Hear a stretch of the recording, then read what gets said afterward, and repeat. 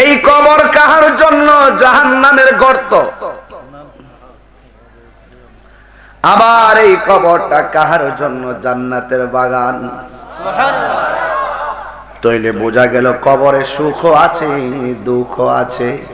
এখন আপনারা বহুলার মানুষ, জবানটা খুলে বলুন, আমরা কি সুখ চাই নাকি দুঃখ চাই?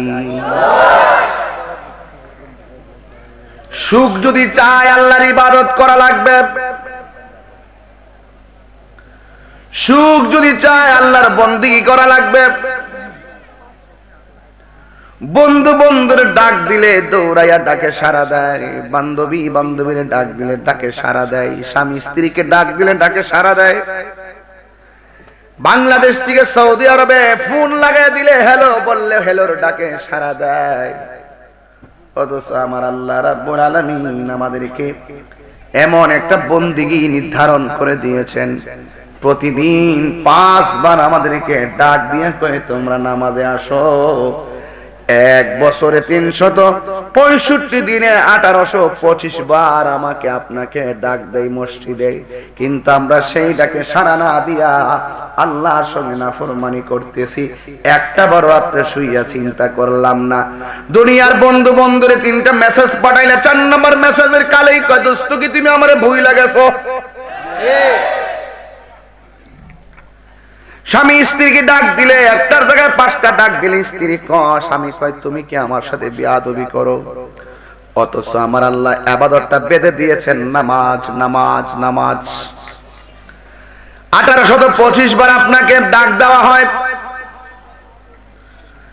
হাইয়া আলাস সালাহ,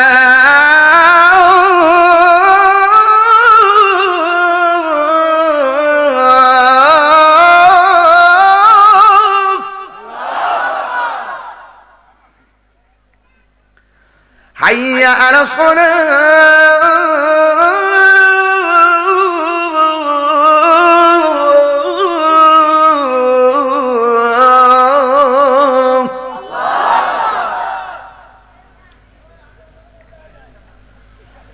$1825 বার তোমাকে বলা হয়েছে বছরে, কিন্তু আমি সেইটাকে সাড়া দেই নাই। এই 365 দিনে যদি হিসাব করি, ফজরের নামাজের ফরজ হলো 2 রাকাত, 365 দিনে 730 রাকাত। যোহরের নামাজের ফরজ হলো 4 রাকাত, 365 দিনে হলো 1460 রাকাত। আসরের নামাজের ফরজ হলো 4 রাকাত, 365 দিনে 1460 রাকাত। মাগরিবের নামাজের ফরজ হলো 3 রাকাত, 365 দিনে 1095 রাকাত। ইশারের নামাজের ফরজ হলো 4 রাকাত, 365 দিনে হলো 1460 রাকাত। এই যুবক 5 বার করে দৈনিক মসজিদে আযান দেয়, 365 দিনে 1825 বার তোমাকে বলছে হাইয়া আলাস সালাহ, নামাজের দিকে আসো। আল্লাহু আকবার, আল্লাহু আকবার। বারবার বলা হয়েছে আল্লাহ মহান, আল্লাহ মহান, আল্লাহর দিকে আসো, নামাজের দিকে আসো, কল্যাণের দিকে আসো। শেষ রাইতে সারা রাত মোবাইল টিপা টিপা ঘুমাইয়া গেছো। ওই সময় মসজিদে মুয়াজ্জিন বলছেন সালাতু খায়রুম মিনান নাওম। মুয়াজ্জিন মসজিদের ভিতরে বলেছে ঘুম থেকে নামাজ উত্তম। আর আপনি ঘুমায়া রইলেন, শয়তান আপনার পিঠের মধ্যে মোর দিয়া কইছে ঘুমায়া থাক, নামাজ থেকে ঘুম উত্তম। মাঝে মাঝে ডাইনে বামে যাওয়ার লাগে, ঠেললে ওয়াজ করলো চলে না, খালি এত সহজ না ওয়াজ। এক ঠেলা কাম করো না, একটু রেস্ট লাগে, ঠিক নিও। তাইলে 1 বছরে 18 কি কষ্ট দিচ্ছে নাকি? আবার ওয়াজ তো শুরু করছি না, ওই বাইরে যে কুয়াশা খাইতেছে এরা লাগে মায়া লাগতেছে। মারহাবা জোরে কর বাজান। তাহিরি কি তো নতুন করে চিনেন লাগবো? হ্যাঁ, নতুন করে চিনেন লাগবো। কত কথা যে তাহিরি রে, লাভ নাই, লাভ আছে? এবার একটু চেষ্টা করলে কিন্তু আসল টাকা জানাম বলে করছি না, সামনে আমার না সব আছে ইনশাআল্লাহ। আল্লাহু আকবার, জোরে কোন। এখন একটা ইন্টারভিউ নিতাম চাই, নিতাম নি। ফজরের নামাজের ফরজ কয় রাকাত? 2 রাকাত। এক বছরে 700 বার বুঝি এখন দি ক্যালকুলেটর বাইক না মনে যাবো 730 700 এই দেখছেন ছোট বলে দি ক্যাসেট ফ্যাক্টরি যে ওটা ঠিক আছে। এই যুগের ফলাফান 3 বছর পরে আমার মোবাইল দিও কাতন দিও এরা লাগে বুঝা ভাড়া বড় কঠিন লক কেমনে জানি ঘুরাই ঘুরাই লাগাইলে এরা সব বুঝে কথা কোন ঠিক না বেঠে। আস্তে আস্তে মানুষ আবার সুযোগ দিতেছি। তারপরে আমার যুবক ভাইরা এই তো শুরু হয়ে গেল। এই ইবাদতটা বান্দার উপরে ফরজ করেছেন কে? আল্লাহ। রাতের বেলা যে ফজরটা না পইরা ঘুমায় রইছো, দুনিয়ার কেউ তোমার জবাবদিহিতা চাই নাই, জবাবদিহিতা চাইবেন একজন। জবান খুলে বলুন তিনি কে? হুয়াল্লাহুল্লাযী লা ইলাহা ইল্লাহু।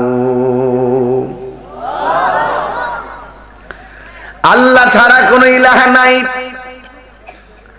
আজানের ভিতরে সেই ধ্বনি আছে না নাই? আল্লাহ এমন একটা নাম, পৃথিবীর সেরা ডায়লগ হলো আল্লাহু আকবার। এর উপরে আর কোন ডায়লগ নাই। জবান খুলে বলুন আমাদের রব কে? ইবাদত হবে কার? এই জন্য যুবক ইবাদত হবে আমার আল্লাহর। প্রকাশ্য গুনাহ করো, গোপনে গুনাহ করো, নামাজ পড়ো আর না পড়ো কেউ জানে না। জবান খুলে বলুন জানে কে? আলিমুল গায়বি ওয়াশ শাহাদাতি হুয়ার রাহমানুর রহিম।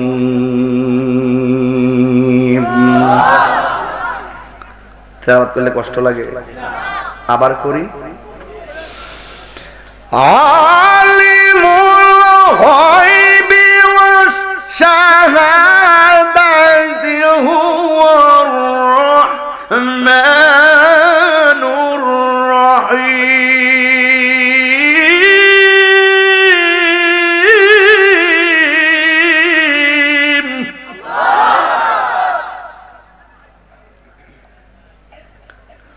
আল মালিক আল কুদ্দুস আসসালাম আল মুমিন আল মুহাইমিন আল আসিস আল জাব্বার আল মুতাকাব্বির। জবান খুলে কোন সুবহানাল্লাহ। যা কেউ দেখে না, দেখে কে? হে যুবক, তার মানে বোঝা গেল যাররা যাররা পরিমাণ হিসাব নিবে একজন। জবান খুলে বলেন তিনি কে? তাইলে এখন যে আপনি রাত্রে বেলা এশার নামাজ না পড়ে রাত্রে বেলা ঘুমায় গেছেন, এই ঘুমের ঘরে আপনার শেষ ঘুম চিরনিদ্রা হতে পারে কি পারে না? এরপর আপনি এশার নামাজটা সাইরা দিয়ে রাত্রে ঘুমাইছেন, আল্লাহ মায়া কইরা সকালবেলা আলো বাতাস দেখাইছে। এমন অনেক তত্ত্ব পাওয়া যায়, রাতের বেলা ঘুমাইয়া গেছে আর ঘুম ভাঙে নাই। ইন্না লিল্লাহি ওয়া ইন্না ইলাইহি রাজিউন। এই ঘুম আপনার চিরনিদ্রা হয়ে গেল। এমন অনেক তত্ত্ব শোনা যায়, ঘুমের ঘরে মানুষ মরে থাকে আর আপনি আল্লাহর সঙ্গে নাফরমানি করে রাত্রে ঘুমায় গেছেন। ঘুমের ঘরে চিরদিনের জন্য আর নাও আসতে পারতেন। আল্লাহ সকালবেলা উঠায় আবার খাওয়াইতাছে, পড়াইতাছে, ঘুরাইতাছে। আপনারা জবান খুলে বলেন এই ক্ষমার মালিক কে? ওয়া হুয়াল গফুরুল Wadud.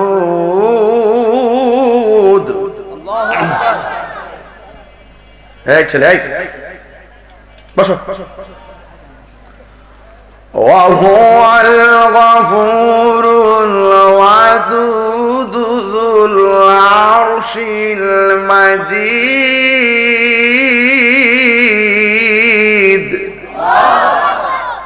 He is the forgiving and loving. আল্লাহ হলো ক্ষমাশীল এবং প্রেমময়। বান্দারে রাতে নামাজ পড়স নাই, বড় গুনাহ করছস, ইচ্ছে করলে আল্লাহ সকালবেলা তোরে ফ্যাট ফুলা বন্ধন, শ্বাস আসা বন্ধ, ডেড বডি বানিয়ে ফেলাইতে পারতো। এরপরে আল্লাহ তোমার চড়াইতেছে, কারণ আল্লাহ তো প্রেমময়। জোরে কোন সুবহানাল্লাহ। এই ভুবনটা তো প্রেম নিয়ে ফেলাইছে। Allah is the forgiving and loving, ওয়াল আউয়াল ওয়াল আখির ওয়াল যাহির ওয়াল বাতিন। Allah is the first, last, open and secret.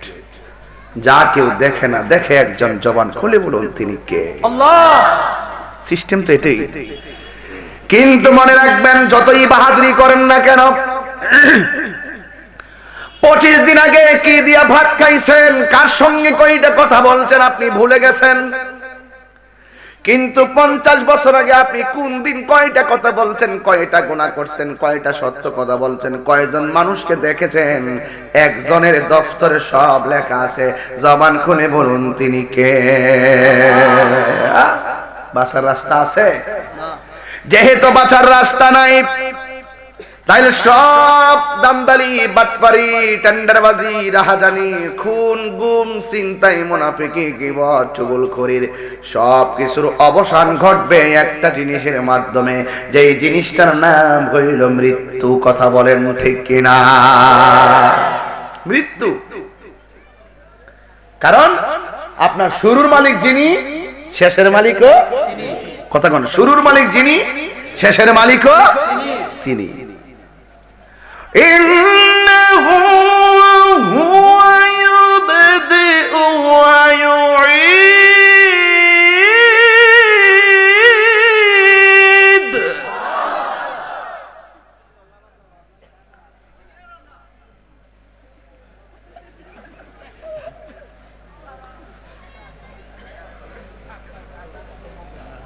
কেউ সানা আছে নাকি মাঠটা? এরা কি একতলা আর হেরা নিচতলা? আরে বাইরে লাগছে রে। আর পিছনে একটা বেড়া আছে, ট্যাপ নাও। উঠটাই কইতাছে, কইও আপনি দুসর বসেন, আপনি একটু নিচে যাই বোন। কি চালাক দেখছেন নি? বাপরে বাপ। বাবা আপনি তো লাইনটা বসেন না, এরা তো তলে বেড়ে গেছে বাজান। আর সামনে বোন বাজান, এই লরস না বলা মানবি, বেটার জায়গা দেয়। মাশাআল্লাহ, কি কষ্ট দিতেছে কিন্তু আপনার। শুনেন, আমি যে দিকে যাই কথা কিন্তু খাসা বলতেছি, কথা কিন্তু ভেজাল নাই, আছে। আমি যে দিকে যাই মাঝে মাঝে একটু কথা বলি, ওই যে মাঠ ঠিক করার জন্য। আর নাইলে আমার দরকার ছিল না এগুলো বলার। না বলো আমি পারি, তবে আমি তার বেশি লম্বা করতে পারবো না, এই জন্য শুরুতেই ওয়াজ শুরু করে দিয়েছি, যা থাকে কপালে ইনশাআল্লাহ। আমার শুরুর মালিক কে? আল্লাহ। এই আওয়াজ আমার ইহা ঠুট লড়ছে না। আমার শুরুর মালিক কে? আল্লাহ। আমার শেষের মালিক কে? আল্লাহ। আমার হায়াতের মালিক কে? আল্লাহ। আমার মওতের মালিক কে? এই জন্য আল্লাহ রাব্বুল আলামিন বলে দিয়েছেন, ইন্নাহু হুয়া ইউবদিউ ওয়া ইউঈদ। নিশ্চয়ই আল্লাহ হলেন তিনি যিনি তোমার শুরুর মালিক, তোমার শেষের মালিক। আল্লাহ বলে, আমি যখন তোর জীবনটা শুরু করাইছি, আমি আল্লাহ কাউরে সম্মান দিয়েছি, আবার অপদস্থ করেছি। আমি আল্লাহ কাউরে রাজত্ব দিয়েছি, আবার ভিখারি বানাইছি। আমি আল্লাহ কাউরে বিভিন্ন ক্ষমতা দিয়েছি, আবার ক্ষমতা ছিনাইয়া নিয়েছি। এত কিছু দেওয়ার পরে আমি যখন তোমাকে দুনিয়ায় পাঠাইলাম, কেউ এমপি হয়ে গেছে, কেউ মন্ত্রী হয়ে গেছে, কেউ ক্ষমতা পাইয়া গেছে, আমি তাহিরি বক্তা হয়ে গেছি, আমার ফজলু ভাই মাদ্রাসার শিক্ষক হয়ে গেছে, আমার শায়ের মিজান সুন্দর ভাষায় নাচ বলে শান বলার সুযোগ পেয়েছে। কিন্তু মনে রাখবেন, একটা কথাই মনে রাখবেন, এই আমি আপনি যা হয়েছি, যতটুকু হয়েছে, সবকিছু দেওয়ার পিছনে কারিগর একজন। জবান খুলে কোন তিনি কে? খুব মজা লাগে এই কথাগুলো বললে না?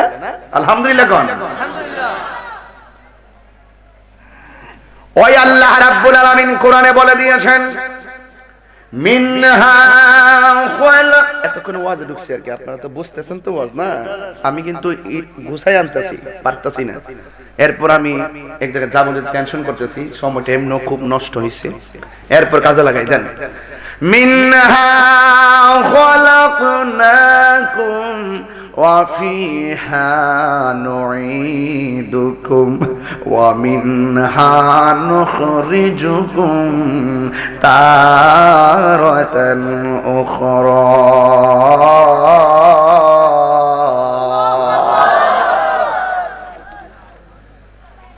এই আয়াতটা আমরা সব সময় একটা জায়গায় গেলে বেশি পড়ি, যখন লাশটারে কবরের ভিতরে দেই, উপর দিক দিয়ে বাঁশগুলো দেয়, চাটাইগুলা বিছায়া দেয়, এরপরে আমরা মুষ্টি মাটি যখন দিই আমরা বলি মিনহা খালাকনাকুম ওয়া ফিহা নুঈদুকুম ওয়া মিনহা নুখরিজুকুম তারাতান উখরা।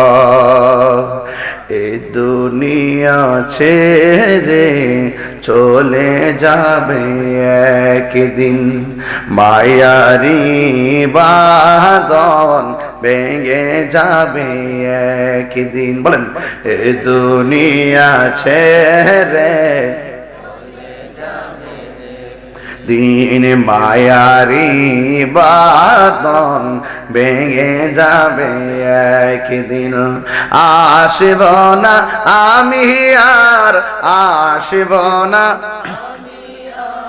এ ভুবনে কোনো দিন, এ দুনিয়া ছেড়ে চলে যাবে একদিন, মায়ারি বাঁধন ভেঙে যাবে একদিন। বলেন মায়ারি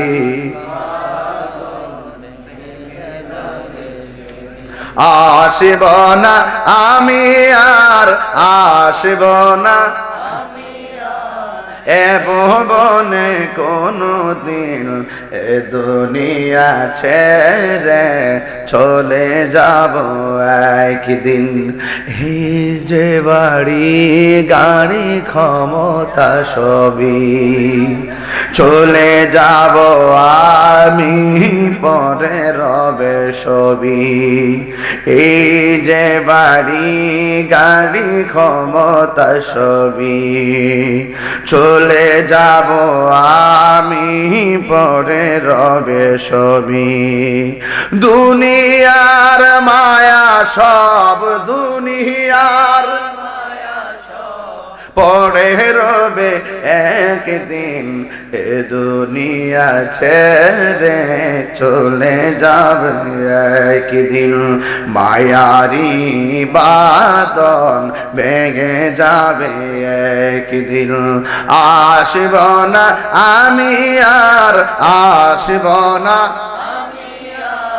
এ ভুবনে কোনো দিন, এ দুনিয়া ছেড়ে চলে যাব একদিন, মায়ারি বাঁধন ভেঙে যাবে একদিন। জোরে জোরে কি আল্লাহু আকবার বলা যাবে না? আল্লাহ বলে মিনহা খালাকনাকুম, এ বন্ধুরি এই দেহ মাটি থেকে সৃজন, সেখানেই করবে আমাকে দাফন। তাহিরি মাহফিলে আসলে লক্ষ লক্ষ মানুষ হয়, সাক্ষ্য দিয়া মাহফিলে যায়, ট্রলার দিয়া মাহফিলে যায়, স্পিড বোর্ডে মাহফিলে যায়, বিমান দিয়া মাহফিলে যায়, প্রাইভেট কার দিয়া মাহফিলে যায়, রিক্সা দিয়া মাহফিলে যায়, পায়ে হাইটে মাহফিলে যায়।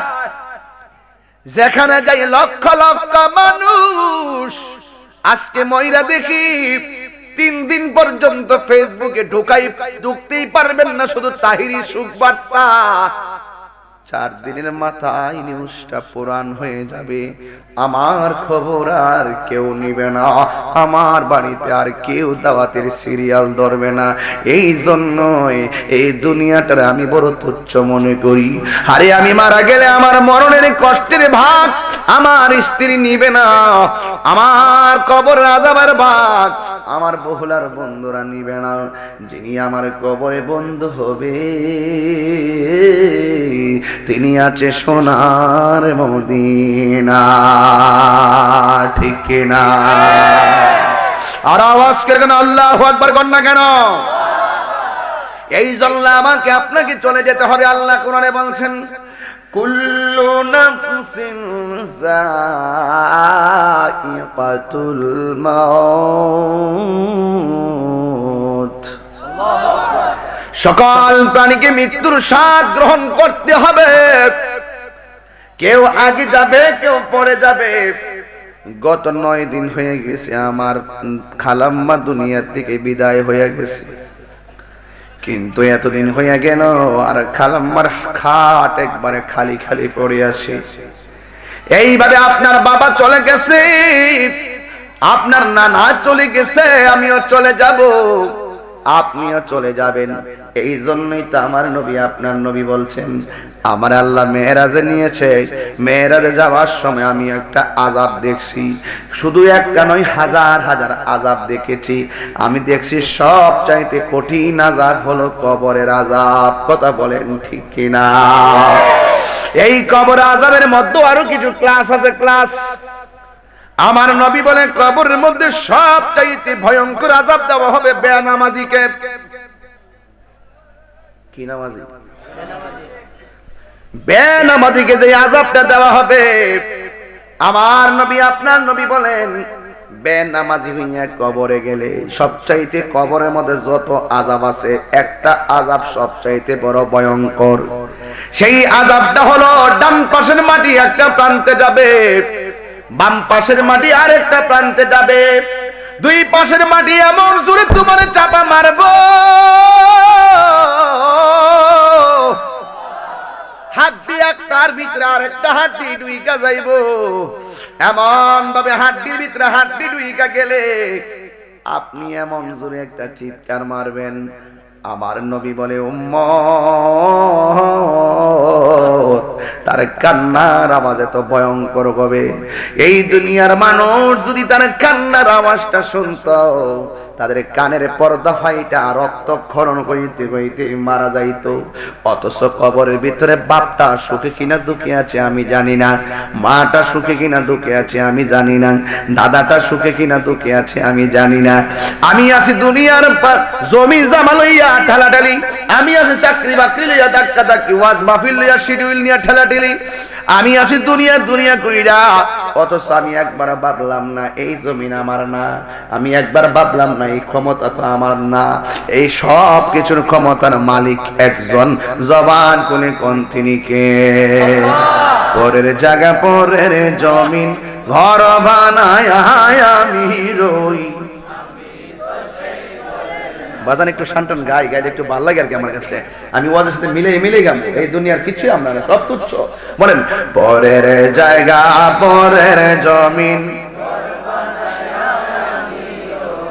আমি তো সেই ঘরের মালিক নয়, বলো পরের জায়গা পরের জমিন। এরে শরম নাই, শুকরিয়া নাই, শুকরিয়া নাই, শুকরিয়া নাই, শুকরিয়া নাই। সেই ঘরখানা যার জমিদারি আমি পাই না তাহার হুকুম জারি, সে ঘরখানা যার আমি পাই না তাহার হুকুম জারি, আমি পাই না জমিদারের দেখা, আমি পাই না জমিদারের দেখা, মনের দুঃখ কারে কই? মালিক নয় বলো পরের জায়গা পরের জমিন।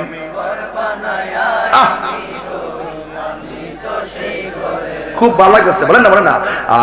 পরের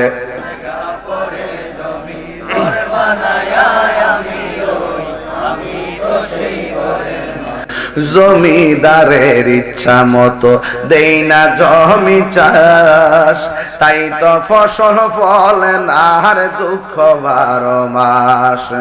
জমিদারের ইচ্ছা মতো দেই না জমি চাষ, তাই তো ফসল ফলে না আর দুঃখ 12 মাস। আমি খাজনা পাতি সবই দিলাম, তবু জমিন আমার হয়েছে নিলাম। আমি খাজনা পাতি তবু জমিন আমার হয়েছে নিলাম। আমি চলি যে তার মন জোগায়া, চলি যে তার মন জোগায়া, তাকিলাই মেলে না সই আমি তো সেই নয় বলো পরের জায়গা পরের জমিন রয়, আমি তো সেই ঘরের মালিক নয় বলো পরের জায়গা, আমি তো সেই ঘরের মালিক নয়। কথা বলেন ঠিক কিনা? আমার নবী আপনার নবী বলেন, বেনামাজি হইয়া কবরে গেলে দুই পাশের মাটি তোমার চাপা মারবো, জাহান্নামের আগুন কবরে ধরায়া দেওয়া হবে, আর কবরের ভিতরে বিষধর সর্প ঢোকায়া দেওয়া হবে। যেই সর্প তোমারে আঘাত করবে, কত আঘাত করবে, কষ্ট দিবে। আমার হবিগঞ্জের বাবা, ও বহুলার বাবা, এই ওয়াজটা আমি নিয়মিত করি, এরপরও দেখা যায় আমার পোলাপান গুলো এখনো নামাজি হইতেছে না। যদি নামাজি হইতো প্রত্যেকটার মাথার মধ্যে টুপি থাকতো। কথা বলেন ঠিক কিনা? এই জন্য আমার আব্বুরে এই দুনিয়া ছেড়ে চলে যাওয়া লাগবে। আল্লাহ কোরআনে বলছেন, কাইফা তাকফুরুনা বিল্লাহি ওয়া কুনতুম আমওয়াতান ফাআহইয়াকুম সুম্মা ইউমীতুকুম সুম্মা ইউহয়ীকুম সুম্মা ইলাইহি তুরজাউন।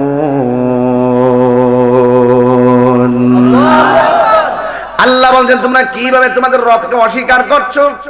তোমরা ছিলে মুর্দা, আমি আল্লাহ তোমাদেরকে জীবন দিয়েছি। কেউ আগে মরবে, কেউ পরে মরবে। আমার নবী বলে, একদিন তো পৃথিবী লন্ডভন্ড হয়ে যাবে, একদিন তো পৃথিবী ধ্বংস হয়ে যাবে, একদিন পৃথিবী সব লয় হয়ে যাবে। কিন্তু আমার আল্লাহর হাবিব বলেন, ও পৃথিবীর মানুষ, ইসরাফিলের সিংহা ফুঁক দিলে একদিন সব ধ্বংস হয়ে যাবে। এটা একটা কিয়ামত, কিন্তু প্রত্যেকটা মানুষের জীবনের ব্যক্তিগত একটা কিয়ামত আছে। এটা হাসরের ময়দানের কিয়ামতের বিভীষিকাময়ের কাছ থেকেও কম না। সেটা হলো যখন মালাকুল মউত আজরাইল বান্দার ঘরে হাজির হয়ে যায়, ওই সময় একটা তুফান আসে, যেই তুফানে এই দুনিয়ার নার্গিস আইলা টর্নেডো ভূমিকম্প দিয়া বাড়িঘর লন্ডভন্ড হয়ে যায়। আর মালাকুল মউত আজরাইলের থাবা যখন লাগবে, আপনার অল বডির মধ্যে একটা তুফান শুরু হয়ে যাবে। তুফান শুরু হইয়া আপনার হাড্ডির রগগুলো টাস টাস করে ছিঁড়ে যাবে, হাড্ডিগুলো টাস টাস করে খুলে যাবে। গায়ের তাজা রক্ত যেমন ভাবে নদীর পানিতে সুনামি উঠবে, ওয়াল বিহারু ফুজ্জিরাত, ওয়াল বিহারু ফুজ্জিরাত, সমুদ্র যেমন ঢেউ উঠবে, ঠিক এমন ভাবে আজরাইল যখন তোমার তাবা দিবে, তোমার শান্ত রক্তগুলো অশান্ত হয়ে যাবে, রক্তের রগগুলা ছিঁড়ে যাবে, আর সমস্ত রক্তগুলো পানি পানি হয়ে যাবে। আমার নবী বলছেন, ইসরাফিলের সিংহা ফু দিলে পৃথিবী যেমনি লন্ডভন্ড হবে, আজরাইলের থাবা মারলে প্রত্যেকটা মানুষের অল বডিটা লন্ডভন্ড হয়ে যাবে। যেমন করে কিয়ামতের সময় নিচের মাটি উপরে, উপরের মাটি নিচে যাবে, গাছের উপরে 40 হাত করে পানি উঠে যাবে। পূর্ব দিকের সূর্য পশ্চিম দিকে উঠবে, আর পশ্চিম দিকের সূর্য পূর্ব দিকে অস্ত যাবে, আসমানটা লাল হয়ে যাবে। যুবক, আমার নবী বলে, যখন আজরাইল ঘরের দরজায় আসবে, আসার পরে প্রত্যেকটা মানুষের জিন্দেগিতে বিদায়ের সময় একটা কিয়ামত আছে না নাই? এমন একটা কিয়ামত হবে, ঘরের পাশে ভাই বসে আছে, সে টের পাবে না। ব্যক্তির পাশে তার মা বসে আছে, মা টের পাবে না। ব্যক্তির পাশে বাবা বসে আছে, বাবা টের পাবে না। ব্যক্তির পাশে ডাক্তার বসে আছে, ডাক্তার টের পাবে না, আইসিইউ লাগিয়ে ভালিয়ে রাখছে, কখন আজরাইল আসলো কেউ টের পেল না। আমার বাবা ইন্তেকালের সময় চতুর্দিকে অ্যাম্বুলেন্সের গ্লাস লাগানো ছিল, আম্মা বলল কি রে তোর বাপ দিয়ে মাথা লড়ে না, হাত দিল না। আরে বাবা আশ্চর্য, চতুর্দিকে গ্লাস লাগানো, একটু বাতাস ঢুকতে পারে না, এই দিক দিয়ে কিভাবে আজরাইলে ঢুকে এই ওপেন হার্ট সার্জারির মতন এই রুহুটারে সার্জারি করে নিয়ে গেল, একটা মানুষ টের পেল না। এর দ্বারা প্রমাণ হয়ে যায় এই পৃথিবীর কোনো মানুষ মৃত্যুর সময় তোমার কষ্টের ভাগ নিবে না। কথা বলেন ঠিক কিনা? আজ থেকে প্রায় 12 বছর আগে, কয় বছর? 12 বছর আগে এই ওয়াজগুলো আমি গানে গানে কইতাম, আর পাবলিক আমার সমালোচনা করছে। রংমহলে থাকবারে বন্ধু পালঙ্কে শুইয়া, কোন সন্ধানে মন চূড়া, কোন সন্ধানে আজরাইল ঢুকিল আসিয়া, দুয়ারে প্রহরী থইয়া প্রবেশ করল কে মনে, আর কি দেখা হবে রে বহুলাবাসী জীবনে, মায়া নিদন হারাইলাম ঘুমের ঘরে স্বপনে, আর কি দেখা হবে রে বহুলাবাসী জীবনে, রংমহলে তাকলারে বন্ধ পালঙ্কে শুইয়া, কোন সন্ধানে আজরাইল ঢুকিবে আসিয়া, দুয়ারে প্রহরী থইয়া প্রবেশ করল কে মনে, আর কি দেখা হবে রে বহুলাবাসী জীবনে। জোরে জোরে কি আল্লাহু আকবার বলা যাবে না? মা ডাক দিকে ফুট কান্দ স্কিল লইগা, ফুতে কথা কইতে পারে না, ও ফুট ডান বামে যা স্কিল লইগা কথা বলতে পারে না। মা বলে ডাক্তার অ্যাম্বুলেন্স আনো, অ্যাম্বুলেন্স আনলো, এবার ল্যাবে উঠে গেল, ওখানে যাওয়ার পরে তার ডেড বডি হয়ে গেল, কিন্তু ঘরের মানুষ কেউ টের পায় না। আমার নবী বলে রুহু নেওয়ার সময় যে কষ্ট, সাকরাতুল মউতের কষ্টটা বড় বেশি কষ্ট। আজরাইল এমন ভাবে ধাও মারবে, পায়খানা করে বিছানা বাসায়া দিবে। আল্লাহর হাবিব বলে যাদের মৃত্যুগুলো জিহ্বায় কামড় দিয়ে চোখ উল্টে দেয়, পায়খানা প্রস্রাব করে বাসায় দেয়, তার মৃত্যুর লক্ষণটা বেশি বালা না। আমার নবী আপনার নবী বলে যার ইন্তেকালের পর চেহারাটা হলুদ হলুদ বর্ণ হয়ে থাকবে আর কপালটা ঘামবে, মনে রাখবা তার মরণের সময় কালিমা পড়ে তার মরণ হয়েছে। আরে বড় করে বলেন না সুবহানাল্লাহ, জোরে কর না কেন? আরে আওয়াজ কে না আল্লাহ। এই মরণ আমাদের নসিব হবে কিনা জানি না। এই জন্য যুবক নাপাক হইয়া চলবা না, সবসময় আল্লাহকে বলবা আল্লাহ মৃত্যু দিলে পবিত্র অবস্থায় মৃত্যু দিও। যে কোনো মুহূর্তে মৃত্যু আসতে পারে, পারে কিনা? পারে। খুব মনোযোগ দিয়ে বয়ান শুনেন। আল্লাহ বলছেন তুমি ছিলে মুর্দা, আমি আল্লাহ জীবন দিয়েছি, জীবন দেওয়ার পরে আমি আল্লাহ মৃত্যু দিয়েছি, মৃত্যু দেওয়ার পরে কবরে যাওয়ার পরে আবার জীবন দিব।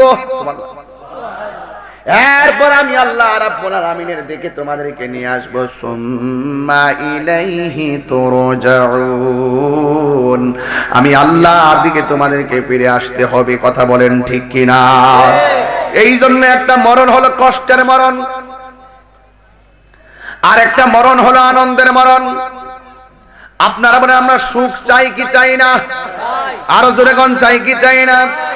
এই কবর আজকে দিকে ১৫০০ বছর আগে যারা কবরে গেছে এখনো তারা কবরের ভিতরে পড়ে আছে, হয়তো তাদের কবরের চিহ্ন নাই, হাড্ডি হয়তো মাটির সঙ্গে মিশে গেছে। আমিও যদি এখন মারা যাই ১৫০০ বছর পরে যদি কিয়ামত হয়, আমাকেও কিন্তু এইভাবে একা একা কবরে পড়ে থাকতে হবে। বন্ধুরে, বাপটা গুরুস্থানে শীতের দিন কেমনে মাটির পয়রা রয়েছে, কবরে নেই না। ঘরের টিনের ঘরের চাল দিয়া ১ ফোঁটা পানি পড়লে ছিদ্রটা বন্ধ করে দেই, ঘরে যেন পানি না ঢুকে, উপরের দিক দিয়ে যেন পানি না পড়ে। আজকে আমাদের উপরে যেন কুয়াশা না পড়ে, শীতের দিন উপরের দিক দিয়ে সামিয়ানা দিলাম, দেখেন তাকায়া পানিগুলা টপ টপ করে, এই জন্য আমরা সামিয়ানা লাগাইলাম। কিন্তু কবরের ভিতরে যে আপনার বাবা পড়ে আছে, মুসল মুষলধারে কয়েকদিন আগে বৃষ্টি হয়েছে, এই বৃষ্টির পানি দিয়ে কবরটা গলা পর্যন্ত হয়ে গেছে। না কবরের পানিটা শিসলাম, না বাবার কবরের অবস্থা জানতে পারলাম। আমিও চলে গেলে এমন ভাবে পড়ে থাকবো, 150 বছর পরে কেন 100 বছর পরে আমারে কেউ মনে রাখবে না। এই জন্য এই দুনিয়ার কেউ কারো নয়। ও যুবক, শুধুমাত্র নামাজ পড়বা, নামাজ পড়বা, তবে মুনাফিকি করা যাবে না, গীবত করা যাবে না, আল্লাহর সঙ্গে নাফরমানি করা যাবে না। যারা গীবত করেন, চুগলখুরি করেন, এই চুগলখুরদের শাস্তি কবরে বেশি হবে। যারা প্রস্রাব কইরা পবিত্রতা অর্জন করে না, এদের শাস্তি কবরে বেশি হবে। আস্তানজিহানিল বাউলে ফাইন্নাহু আম্মাতু আযাবিল কবর। এই কবরের ভিতরে নাফর যারা যারা যারা প্রস্রাব করে ডিলাকলো ব্যবহার করে না, যারা প্রস্রাব করে পবিত্রতা অর্জন করে না, আল্লাহর হাবিব বলেন ওই কবরের দুই শ্রেণীর মানুষের আযাব খুব নিয়মিত বেশি হবে। একটা হলো যারা চুগলখুরি করে, এক জায়গার কথা আরেক জায়গায় লাগায়, আর একটা হলো যে প্রস্রাব করে পানি নেয় না। এ যুবক, নামাজ পড়ো আর না পড়া শয়তানের পাল্লায় নামাজ যদিও ছাইরা দাও, নাপাক অবস্থা থাকতো না, কারণ যেই কোনো মুহূর্তে আজরাইল চলে আসতে পারে। তাই তো এক ব্যবসায়ী ব্যবসা করতেছে, তার মাথার মধ্যে টুপি, তার পরনে পাঞ্জাবি, মুখের মধ্যে দাড়ি। ও যুবক, এই লোকটার সামনে একদিন আজরাইল চলে এসেছে। বন্ধুরে আমার, ও যুবক ভাইরা, আজরাইল যখন চলে আসছে, দেখবেন যে এই লোকটা বাহিরে 5 ওয়াক্ত নামাজ পড়ে, মাথার মধ্যে টুপি রাখে, তার ব্যবসাটা কিন্তু একটু ভালো চলে। এই লোকটা মারা যাওয়ার পর লোকটা বড় আবেদ ছিল, লোকটা বড় সালেহ ছিল, লোকটা বড় কানাত ছিল, লোকটা বড় জাহেদ ছিল, লোকটা বড় আশিক ছিল। কিন্তু উপরে যেমনই হোক, কিন্তু লোকটা মারা যাওয়ার পরে হাজার হাজার মানুষ তার জানাজার ময়দানে যাওয়ার জন্য রেডি হয়ে গেল। এই লোকটার কবর কুড়া হলো, কবর কুড়া শেষ হইয়া গেছে। হঠাৎ করে কবরে যারা করছে কোদাল্লারা তাকায়া দেখতেছে, তার কবরের ভিতরে একটা সাপ দেখা যায়। জোরে বলেন না, কি দেখা যায়? শুধু ওয়াজ শুনলে চলবে না, গায়ের মধ্যে চেতনা লাগবে। জানার নাম ঈমান না, মানার নাম হলো ঈমান। শুধু কান দিয়া শুইনা উড়াইয়া দেওয়ার নাম ঈমান না, কান দিয়া শুইনা হৃদয়ে ধারণ করার নাম হলো ঈমান। কথা বলেন ঠিক কিনা? الذين يؤمنون بالغيب ويقيمون الصلاة ومما رزقناهم ينفقون। এই জন্য যুবক ভাইয়েরা আমার, না দেখে বিশ্বাস করতে হবে।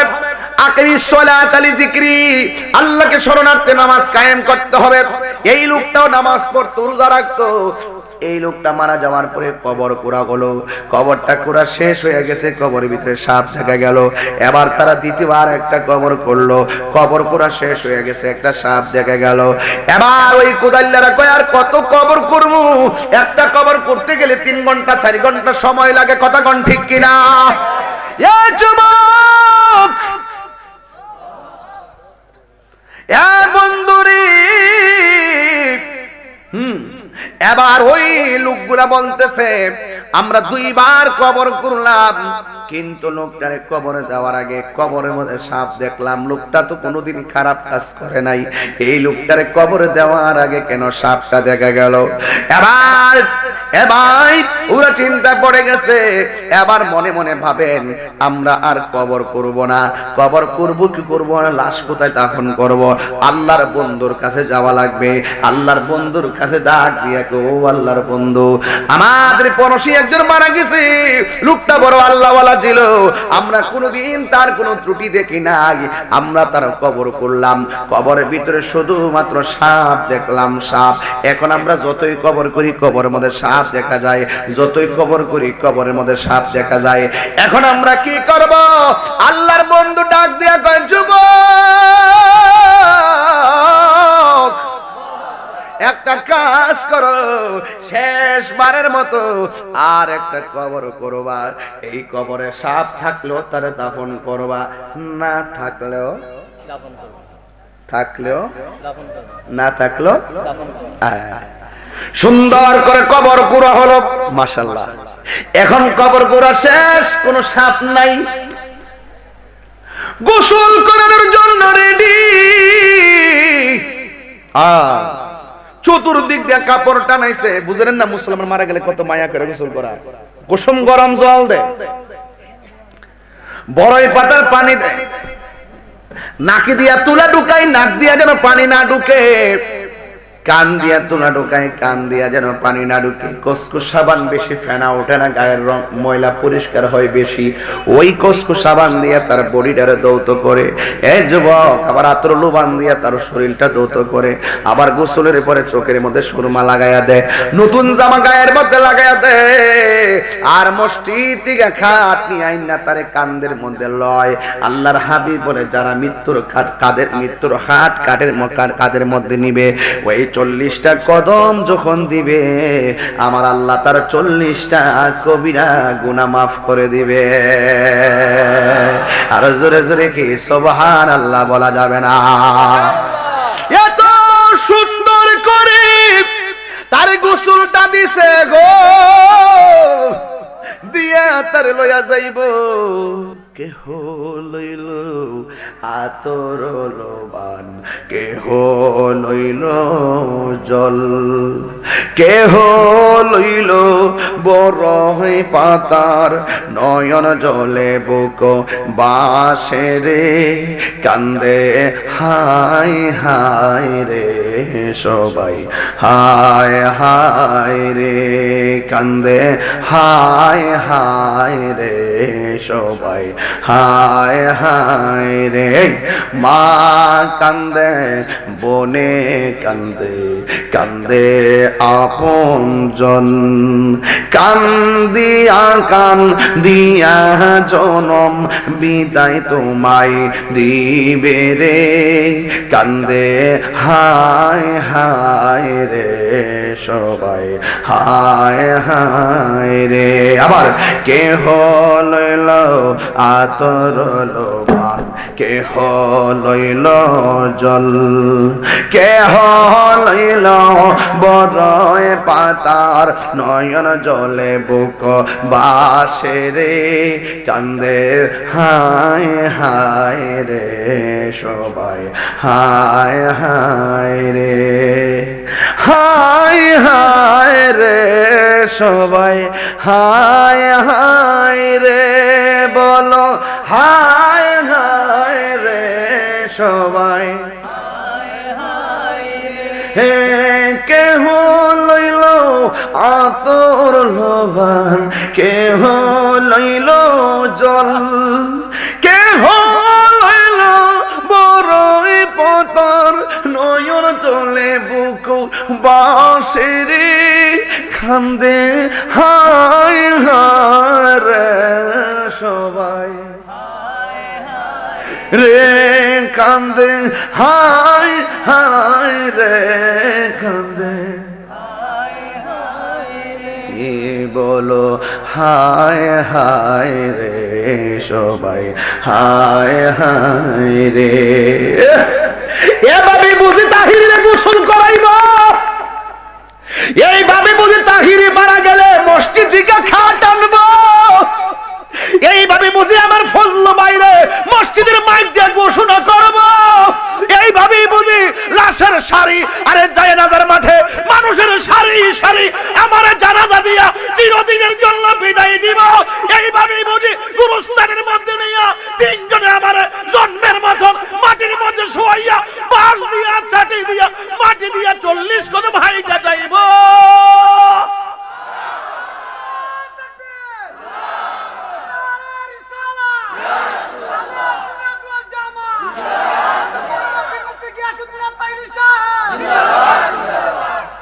কিভাবে আমি থাকবো? এই যুবক এই মুহূর্তে ডায়েরি করার 2026 সাল পর্যন্ত, কালকে যদি আমি মারা যাই, এই মাহফিল কমিটি আর কেউ আমার নাম্বারে ফোন দিবে না। ঘরের মধ্যে বলা আছে, প্রত্যেকটা অ্যাডভান্স লেখা আছে, আমি ঘরের ভিতরে সেই পরিমাণ টাকাগুলো রাইখা দিছি, যেই কোনো মুহূর্তে মারা গেলে ডায়েরিটা দেখা নাম্বারে ফোন দিয়া অ্যাডভান্স গুলো ফেরত দিবা আর আমার জন্য দোয়া চাইবা। চিৎকার মাইনা কি আল্লাহু আকবার বলা যাবে না? একদিন মাটির ভিতরে হবে ঘরে মন আমার কেন বন্ধ দালান ঘরে। যুবক দিলটা নরম কর, মা বাপের কথা মনে করো, দাদার কথা মনে করো, নানার কথা মনে করো। ওরা যেমনি গেছে আমরা এমনি যাবো, ওরার খবর যেমন আমরা নেওয়ার টাইম নাই, আমরা গেল আমাদের খবর কেউ নেওয়ার টাইম থাকতো না। এটাই পৃথিবী, পৃথিবীর সব মানুষ স্বার্থপর। 1 ইঞ্চি জায়গা তোমাকে কেউ করে দিবে না, তোমার কবরের ভাগ কষ্টের ভাগ পৃথিবীর কেউ নিবে না, তোমার বিপদে পড়লে কেউ এগিয়ে যাবে না, একদম তোমার সম্পদের দিকে তাকাবে না, তোমার পজিশনের দিকে তাকাবে না, সে তোমার মহাব্বতের দিকে তাকাবে। ওই লোকটা হলো রাহমাতুল লিল। একদিন মাটির ভিতরে হবে ঘরে মন আমার কেন বান্ধ দালান ঘরে মন আমার প্রাণ পাখি ওড়ে যাবে পিঞ্জর ছেড়ে ধরা দামে সবই রবে তুমি যাবে চলে। আল্লাহু আকবার কয় না কে লেগে রে যুবকরা? এ আমার যুবক পোলাপান্ডি 3 বার যুবক পোলাপান্ডি হাত তোলো, আমার যুবক পোলাপান 3 বার বলো আল্লাহু আকবার।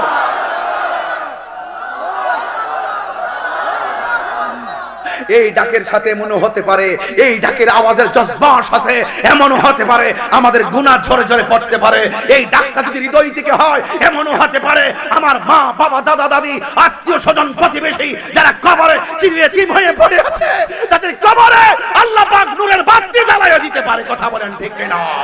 আরে হাত তুলে বলো 3 বার ইয়া রাসূলুল্লাহ।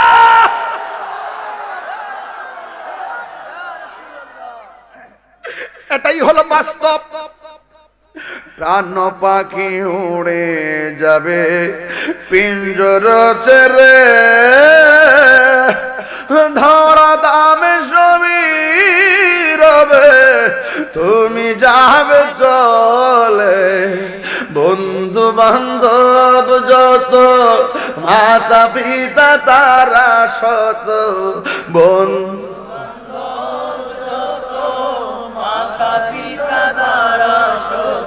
হয়ে যাবে সবই তোমার পরে মন আমার কেন বান্ধ দালান ঘর রে মন আমার। একদিন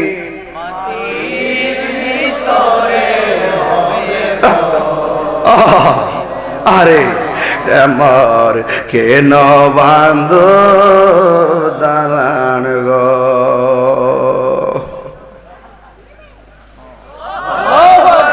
এটাই পৃথিবী, এত সুন্দর পৃথিবীটা আল্লাহ সাজাইলো, তারকা দিয়া সাজাইলো, চাঁদ দিয়া সাজাইলো, গাছপালা দিয়া সাজাইলো, বান্দা দিয়া সাজাইলো।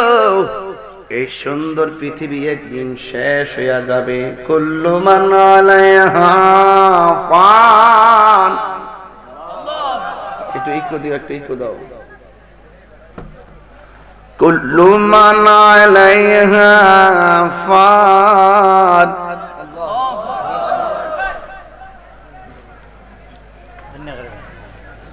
ওয়া ইয়াবকা ওয়াজহু ربك ذو الجلال والإكرام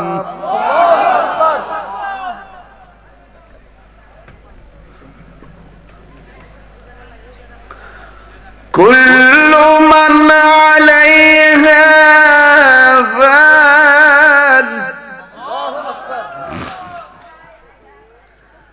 ويبقى وجه ربك ذو الجلال والإكرام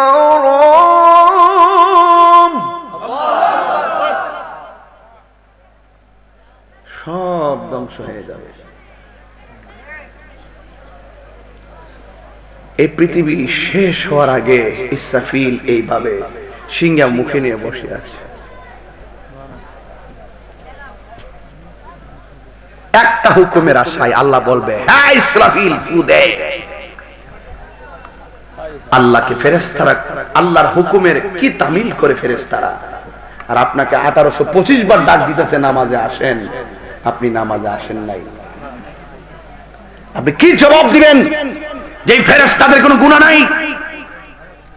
যারা সর্বক্ষণ জিকির করে, যারা সর্বক্ষণ দরুদ পড়ে, যারা সর্বক্ষণ তাসবিহ পড়ে, ওয়া নাহনু নুসাব্বিহু বিহামদিক ওয়া নুকাদ্দিস লাক, তারা সব সময় গুণ কীর্তন করে, যারা তাসবিহ পড়ে, যারা প্রশংসা করে, যাদের গুনাহ নাই, তারাই আল্লাহর হুকুমকে কিভাবে তাজিম করে। আর তোমার হাঁটতে গুনাহ, চাইতে গুনাহ, চলতে গুনাহ, সর্ব অঙ্গে গুনাহ, আর তুমি আজান হয়ে মসজিদে তুমি ঘুমায়া থাকো, আবার সকালবেলা খেতে যাও, খায়া আরেক গাড়ার খেত কুবায়া কুবায়া 14 বিঘা বানায়া মসজিদের মধ্যে তুমি আইসা কও কাতার সোজা করো। আরে হ্যাঁ, আমার ফুলা ভান্ডি করে, ফুলা ভান্ডি করে, ফুলা ভান্ডি করে, হাত দিলা বল, হাত দিলা বল, ঠিক কি না বলো? Action, action! সুদখোরের বিরুদ্ধে, ঘুষখোরের বিরুদ্ধে, বেনামাজির বিরুদ্ধে অ্যাকশন, অ্যাকশন! শিয়াদের বিরুদ্ধে, কাদিয়ানির বিরুদ্ধে, ইসরায়েলের বিরুদ্ধে নারায়ে তাকবীর, আল্লাহু আকবার, নারায়ে রিসালাত, ইয়া রাসূলুল্লাহ। বিশ্বের মুসলিম, বিশ্বের মুসলিম, বাস আপোষ নাই।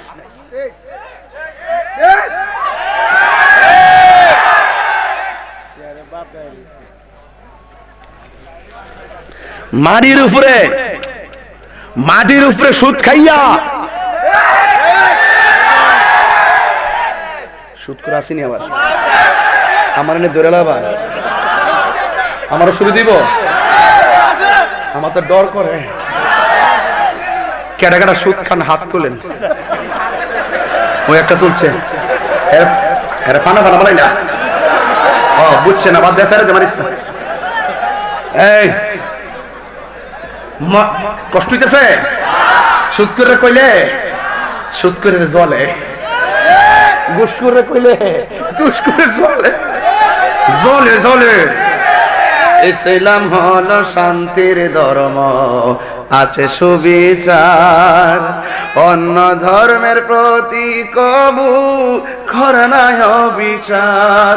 মিলে মিশে থাকার কথা, মিলে মিশে থাকার কথা দিয়েছে নবী বলে, তোমার কেন জলে রে বন্ধু, তোমার কেন জলে? সংবিধানে রাষ্ট্র ধর্ম ইসলাম আছে বলে, সংবিধানে রাষ্ট্র ধর্ম ইসলাম আছে বলে, তোমার কেন জলে রে বন্ধু, তোমার কেন জলে? নূর নবীর প্রেমে তাহিরি, ওলি আল্লাহর প্রেমে তাহিরি, নবীর শানে বলে, তোমার কেন জলে রে বন্ধু, তোমার কেন জলে? ঠিক না বলো আমার যুবক ভাইয়েরা, এই দেহে যতদিন প্রাণ থাকবে মোস্তফার শান চলবে, এই দেহে যতদিন প্রাণ থাকবে আউলিয়া কেরামের শান চলবে। পৃথিবীর কোন লাল চক্ষুকে তাহিরি ভয় পায়নি, ভবিষ্যতে পাবে না। হাসতে হাসতে মোস্তফার প্রেমকে কায়েম করতে গিয়ে জীবন দিতে হলে জীবন দিব, রক্ত দিতে গেলে রক্ত দিব, কিন্তু হারাম খুরকে আপোষ করব না। হাত তুলে বলুন ঠিক না বলেন?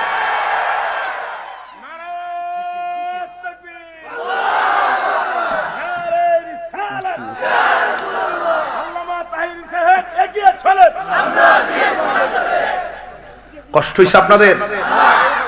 সুদখোর আরেকবারের ক্ষেত কাইতে 14 বিঘা কইরা হে মসজিদে যায় এই যে মুসল্লিরা কাতার সুজা করেন জুতাটা হুইল মারন লাগে রে এই মুনাফিকদের কারণে সমাজের সবচাইতে বড় সমস্যা এও আবার শুক্রবার ভালো কথা কইছে এও আবার সপ্তাহে একদিন টিপ দে কথা ঠিক না তো মাটির উপরে সুদ খাইয়া মাটির উপরে ঘুষ কইরা মাটির উপরে মুনাফিকি কইরা মাটির উপরে গীবত কইরা মাটির উপরে মাকে লাথি মাইরা মাটির উপরে বাবাকে লাথি মাইরা মা মাটির উপরে থাইকা মুনাফিকি কইরা মাটির উপরে চললে নবীর বিরুদ্ধে কথা বইলা মাটির উপরে চললে কোরআনের বিরুদ্ধে কথা বইলা মাটির উপরে চললে ওলি আল্লাহর বিরুদ্ধে কথা বইলা মাটির নিচে যাইয়া বেহেশতের বিছানার আশা করো ইন্নাকা লা তাজনি মিনাশ শাওকিল ইনাব আঙ্গুরের গাছ থেকে যেমন করে কাঁঠালের আশা করা যায় না মাটির উপরে আল্লাহর সঙ্গে নবীর সঙ্গে নাফরমানি করে মাটির নিচে গিয়ে কখনো আল্লাহর রহমতের আশা করা যায় না হাত তুলে বলেন ঠিক কি না বলে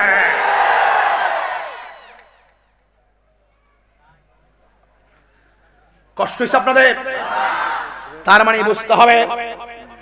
মানে বুঝতে হবে মাটির উপরে চললে যদি ভালো কাজ করতে পারেন মাটির উপরে থেকে যদি নামাজ পড়তে পারেন মাটির উপরে থেকে যদি রোজা রাখতে পারেন মাটির উপরে থেকে যদি রমজানের রোজা রাখতে পারেন মাটির উপরে থেকে যদি ইতিকাফ করতে পারেন মাটির উপরে থেকে যদি মা বাবার খেদমত করতে পারেন মাটির উপরে থেকে যদি ব্যবসা হালাল ব্যবসা করতে পারেন আমি চ্যালেঞ্জ করে লিখে দিয়ে গেলাম মাটির উপরে চইলা যদি নবীর সঙ্গে ভালোবাসা করতে পারেন মাটির উপরে থেকে যদি উনি আল্লাহর প্রেমের বন্ধনে আবদ্ধ হতে পারেন মাটির উপরে থেকে যদি মায়ের মহব্বতের মালা বাবার মহব্বতের মালা গলার মধ্যে লাগাইতে পারেন আপনি লিখে রাখতে পারেন আপনি কমিটমেন্ট নিতে পারেন যে উপরে ভালো কাজ করেছেন মাটির নিচে ভালোটাই পাবেন কারণ পচা বীজ মাটিতে লাগালে গাছ ওঠে না বীজ ভালো হলে গাছ ওঠে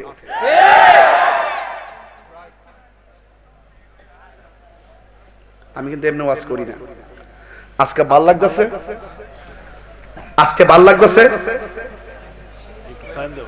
না আমার গরম লাগছে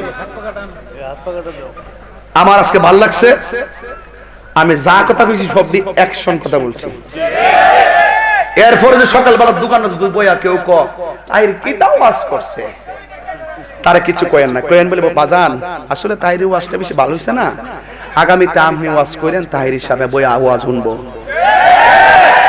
আর হাদিয়া যদি ওয়াজ করতে পারেন নিবেন নাইলে না করতে হলে হাদিয়া দিয়া যাবেন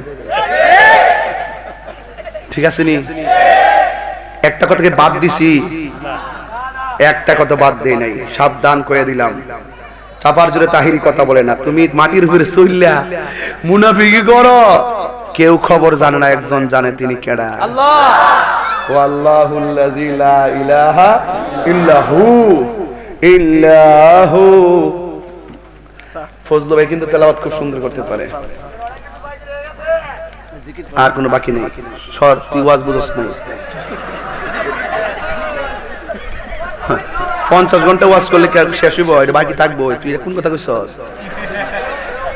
আরো বাকি রয়ে গেছে মানে কি আমার আর আটকে রাখতে 3 ঘন্টা তো সালাগে আমি বুঝছি না মনে করস কোনটা না একটু পরে রাখো আমি তো একটা জায়গাতে আসছি এখন আমি যখন সুদ করে কথা মনে মনটা কম এই সুদ কুটির কারণে গরিব আর বেশি গরিবই আছে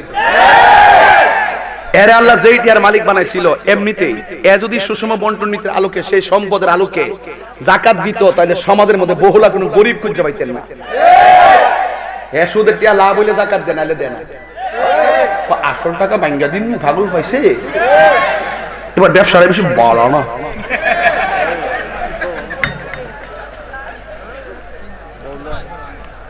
বাজান মাঠটা বসছিনি বাজান আজকে একটা মন মতো জিকির করতাম চাইতেছি কি থাকেন আপনারা জিকির কি আজকে হইতো নি প্রেমের আগুন রাখ তোমরা আমি হারে হারে চিনি তোমরা বাইর থেকে নিয়ত করে আইছো কোমর গামছাটা বাইন্দা যে জিকিরটা করলে হারাইলে বা যাক আল্লাহর জিকিরে ফানা হওয়া ভালো কথা বলেন ঠিক না বেটে আরো জোরে বলো ঠিক কি না বলো শুনুন একটা কথা আছে বলবো এই মাহফিলটা আগামীতে হোক আপনারা চান কি চান না প্যান্ডেলটা কত লাগছে প্যান্ডেলটা এই প্যান্ডেলটা বলে 20,000 লাগছে। শুনেন একটা কথা বলি, আমি যে প্রায় 22 বছর ধরে ওয়াজ করি, ছাত্র জীবন থেকে আমি ওয়াজ করতাম, মনে আছে না আপনার? কাদের থেকে রায় হতে মজার লেগে শ্রীমঙ্গল টিমঙ্গল ওই কত বছর আগে আইছি, এত বছর ধরে আমি ওয়াজ করি। আর হবিগঞ্জতে প্রায় 16 বছর নিয়মিত, 16 বছর তো নিয়মিত।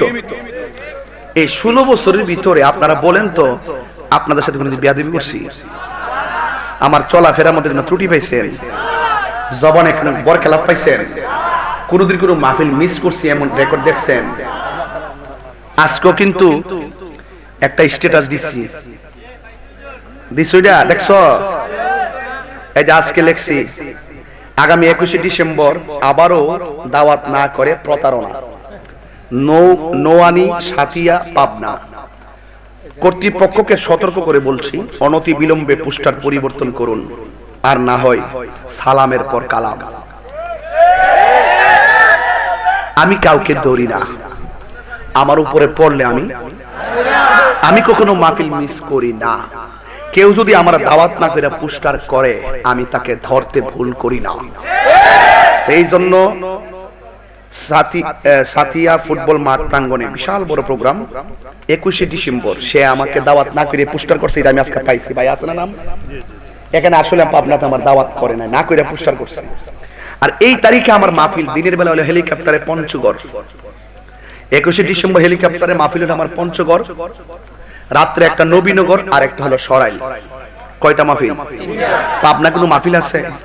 তো যারা আমাকে দাওয়াত না কইরা সাধারণ পাবলিকের আবেগকে পুঁজি কইরা পাবলিকের কাছ থেকে টাকা হাতায় নিয়ে প্রতারণা করে, আমি একজন দায়িত্বশীল ব্যক্তি হয়ে আমি কি অন্যায় মেনে নিতে পারি?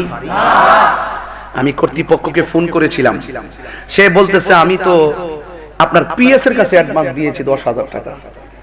জিগাইলাম পিএস এর বাড়ি কই, নাম কি? পরে বলতেছে পিএস এর নাম হলো রাশেদ। জিগাইলাম বাড়ি কোথায়? সে বলতেছে সিরাজগঞ্জ, উল্লাপাড়া। তো সিরাজগঞ্জ কই আর আমার বাড়ি কোথায়? তো আমি বললাম যে সারা বাংলাদেশের মানুষ জানে আমার পিএসও নাই, আমার খাদেমও নাই, আমি নিজেই পিএস, নিজে খাদেম। তো আপনি আমার বাড়ি হইলো ব্রাহ্মণবাড়িয়ার এলাকা, লোক হইলে তো মনটা বুঝিতাম, সিরাজগঞ্জ বলে আমার পিএস তাই এরে বলে 10,000 টাকা দিছে। তো আজকে আমি ফোন দিছি, যদি ভালো চাইটা পরিবর্তন করে ফেলুন, আর না হয় আমি আপনাদের সাথিয়া পাবনার ওসি মহোদয়কে, ওই এর আগে যেমন রংপুরে দাওয়াত না করে পোস্টার করছে, 24 ঘন্টার আলটিমেটাম দিয়েছিলাম, মাপ চাইছে, আর একজন টাকা নিছিল 80,000 আমার কথা কইয়া, সে ওখানে পলাতক আছে, প্রশাসন তারে খুঁজতেছে। অন্যায় যে করবে তার শাসন হতে হবে, কথা কোন ঠিক না বেঠিক? কোন আলেমকে দাওয়াত না কইরা পোস্টার করা যে কত বড় জঘন্য অপরাধ। সে তার বিবেককে ফাঁকি দিল, জনগণকে ফাঁকি দিল, একজন আলেমের মান সম্মানকে সে নষ্ট করল। আমরা তার বিচার চাই কি চাই না? এই জন্য সাথিয়া কর্তৃপক্ষকে বলবো, দারুল কোরআন হাফিজিয়া মাদ্রাসা এতিমখানার উন্নতি কল্পে নোয়ান সাথিয়া পাবনা 21শে ডিসেম্বর আমাকে দাওয়াত করা হয় নাই। দাওয়াত না করে যারা পোস্টার করে আমার মান সম্মান নষ্ট করেছে, আমি ওই এলাকার প্রশাসনকে বলবো অনতি বিলম্বে ওই মাহফিল কমিটিকে আইনের আওতায় আনুন। আজকে আমার ইজ্জত নিয়ে খেলামেলা করছে, আরেকদিন আরেকজন ইজ্জত নিয়ে খেলামেলা করবে। পাবলিক তো আর জানে না যে আমরা দাওয়াত করছি কিনা, পাবলিক তো আইসা আমার গালাগালি করবে। এজন্য আমার জানাই দেওয়া এটা কর্তব্য হয়ে গেছে। কোন আলেম দাওয়াত রেখে যদি না যা, এটা আমি বরদাস্ত করব না। কোন আলেমকে দাওয়াত না করে দিকে পোস্টার করে, সেটাও আমি বরদাস্ত করব না। কথা বলেন ঠিক না ঠিক? তাই জন্য আমি মাহফিল কমিটিকে বলবো, আপনি অনতি বিলম্বে একটা ভিডিও বার্তার মাধ্যমে আপনি জাতির কাছে ক্ষমা চাইতে হবে। কথা বলেন ঠিক না ঠিক?